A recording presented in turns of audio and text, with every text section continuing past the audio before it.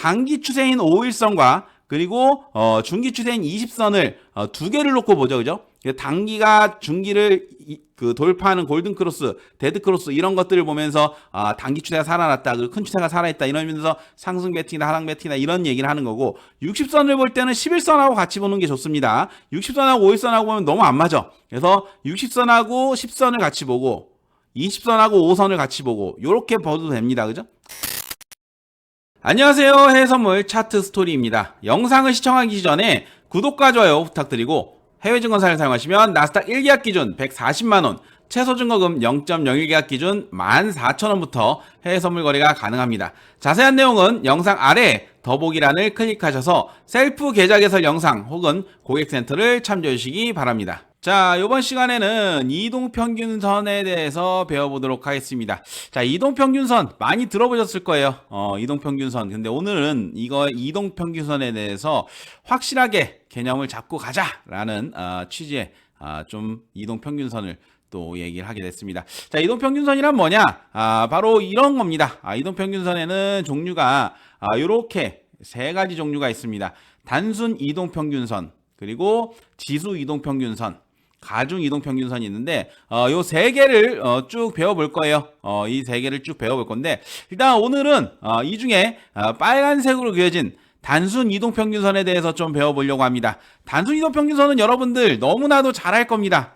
여러분들이 지금 당장이라도 차트를 피면 아마 단순 이동평균선이 설정되어 있을 거예요.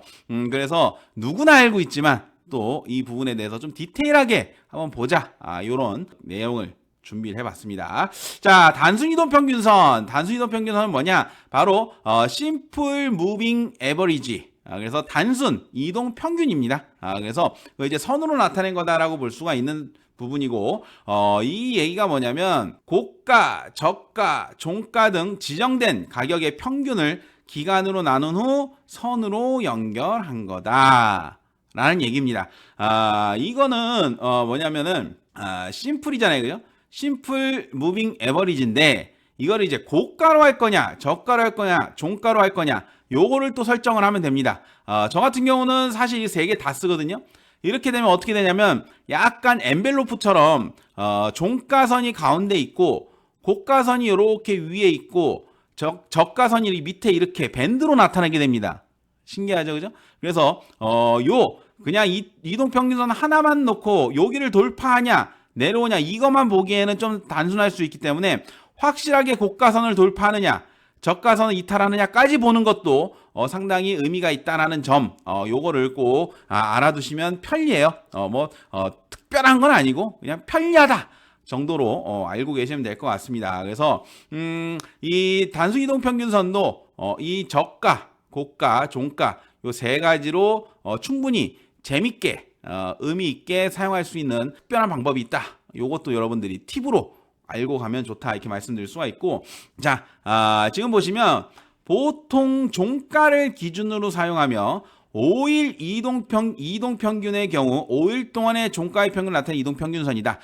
즉 이 얘기가 뭐냐면 보통 종가를 이용한다고 했습니다. 이게 기준선이에요. 사실 종가를 기준으로 종가만 계속 더해서 평균을 나눈 겁니다. 그래서 5일 이동평균선이다. 5선이다. 그러니까 일봉상 5선을 했다 그러면 5일선이겠죠. 그죠? 그러면 5일 동안의 종가의 평균을 나타낸 거다.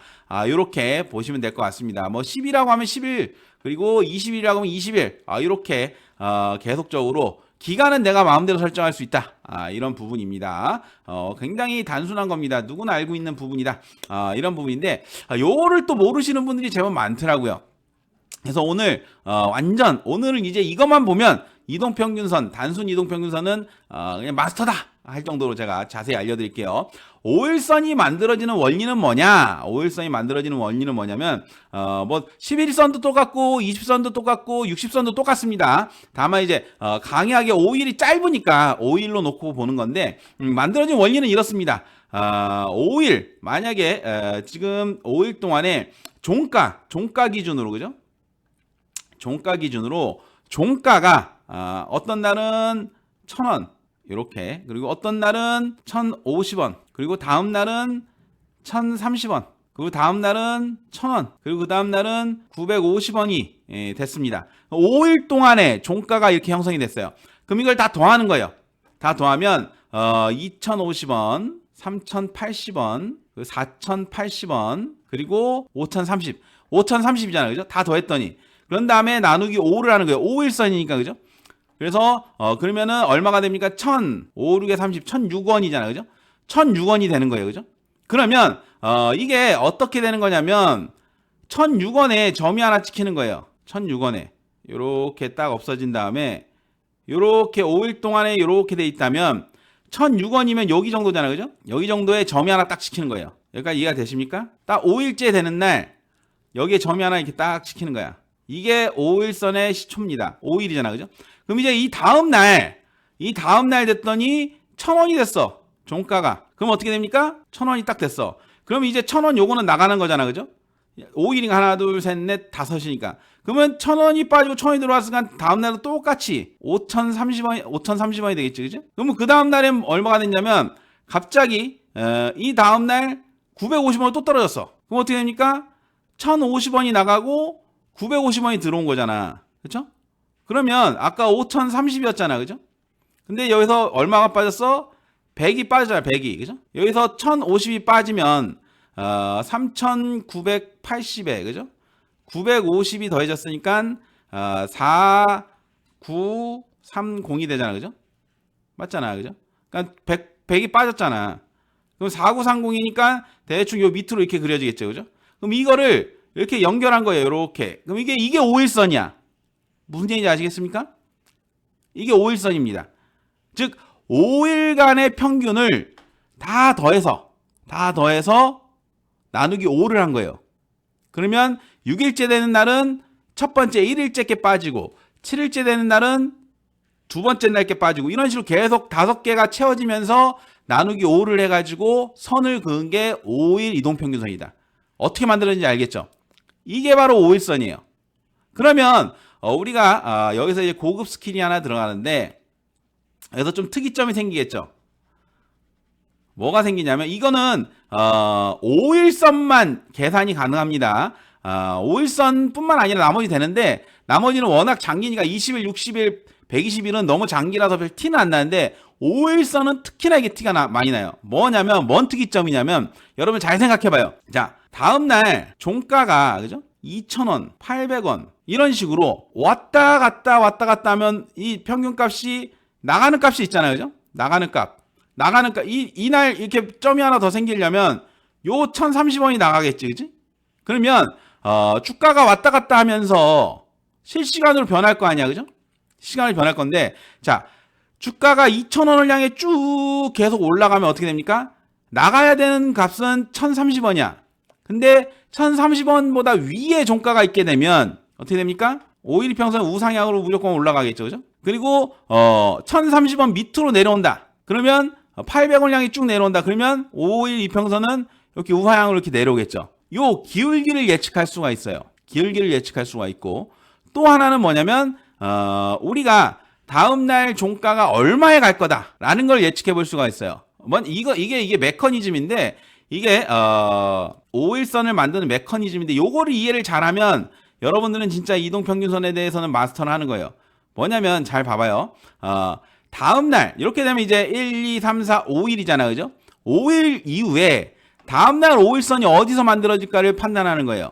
5일선이 어디서 만들어질까? 자, 봐봐요. 그러면 이제 4일을 만드는 겁니다. 4일을 만들면 하나, 둘, 셋, 4개잖아. 그죠? 그럼 이거를 다 더해봐. 1,000, 그죠? 950, 1,950이야. 그러면 1,900에 3,900이잖아. 그죠? 요렇게 4개 더하면. 그럼 여기서 오늘의 종가를 한 번 더 더해주는 거예요. 그러면 4,850이 되겠죠. 그죠? 나누기 5를 하면 5, 9, 45, 5, 7, 7, 5, 35. 그죠? 970원. 여기 정도가 되잖아. 그죠? 이게 950원 여기 정도. 그죠? 그럼 다음 날은 요렇게 아침에 딱 눈 떠서 장이 시작이 되면 갭상승이 없다면 여기서부터 시작이 되는 거예요. 무슨 얘기인지 알겠죠? 그러면 아침에 얘가 갭이 뜬다. 갭이 얼마가 뜬다. 그럼 얘는 5일선이 어디서부터 시작돼? 여기서부터 시작될 거고 갭하락이 시작된다면 여기 밑으로서부터 시작이 될 거 아니야. 그죠? 그래서 요거를 계산하는 겁니다. 다음날 만약에 970원이 5일선이 생기는 날인데 시초가가 970원 밑으로 시작한다.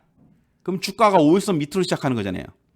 자, 5일선이 깨지면 어떻게 됩니까? 주가는 우하향으로 갈 가능성이 높아지죠. 이 메커니즘을 잘 이해를 하셔야 됩니다.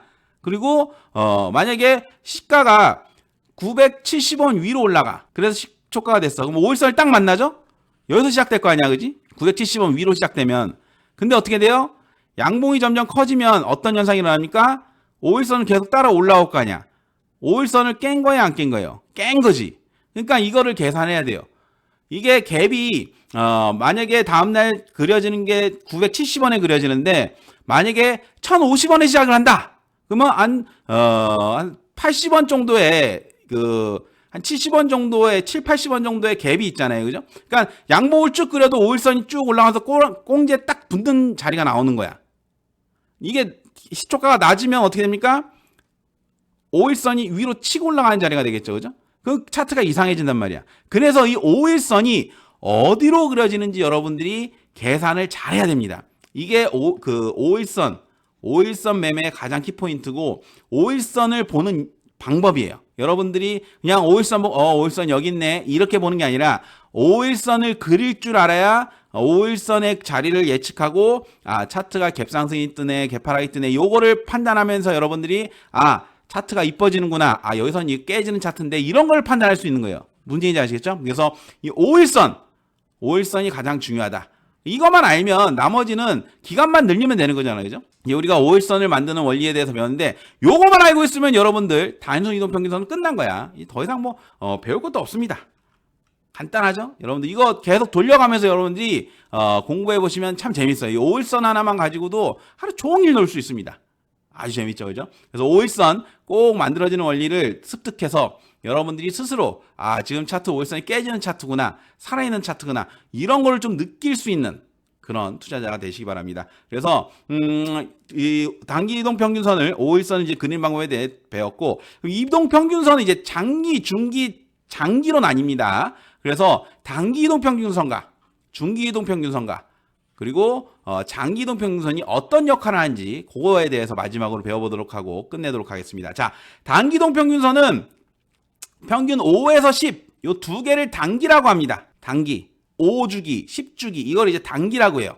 그래서 최근 추세에 대한 반영이 잘 되므로 현재 추세를 잘 보여준다는 장점이 있습니다. 왜냐하면 아까 5일선은 어떻게 돼요? 하나 빠지고 하나 들어오는 거니까 팍팍팍팍 바뀐단 말이야. 10선도 제법 잘 바뀌어요. 왜냐면 평균이 10개 중에 하나가 나갔다 하나 들어오는 거니까 잘 바뀝니다. 그래서 순간순간 굉장히 잘 바뀌어요. 그래서 단기 추세는 잘 볼 수가 있다.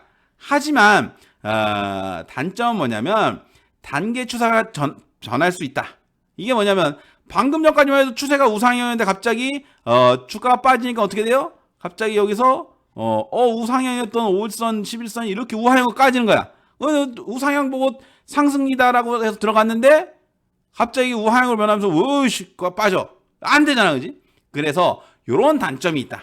그래서 최근의 주가의 흐름은 잘 보여주지만 자칫 잘못하면 빠른 변화 때문에 추세가 우상향으로 봤는데 갑자기 우하향으로 바뀔 수가 있고 우하향으로 봤는데 우상향으로 바뀔 수가 있고 이런 부분도 여러분들이 캐치를 해야 된다. 요거를 바꿀 수 있는 방법은 뭐냐면 아까 전에 5일선 계산하는 방법 그거만 알면 요 정도면 꺾이지 않겠구나. 그 정도까지 버티는 거야. 그죠? 그런 부분들을 여러분들이 캐치하고 계시면 돼요. 단기 이동평균선은 요런 거다.